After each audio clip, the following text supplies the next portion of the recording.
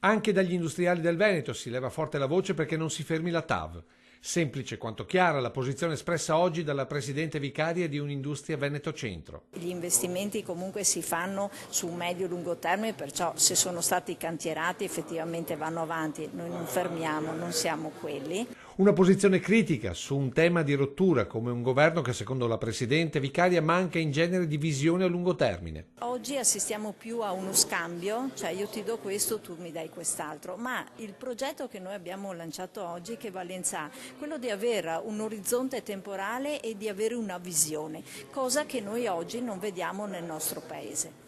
E il progetto in questione invece vuole impostare il Veneto dei prossimi 20 anni, partendo dalla crisi del 2008, che ha chiuso aziende e svuotato capannoni.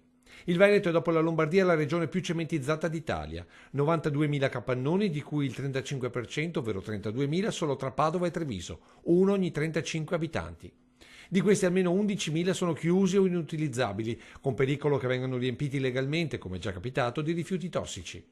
Per questo è stato sottoscritto dall'Associazione Pubbliche Amministrazioni l'iniziativa per censire ogni struttura industriale presente nelle due province.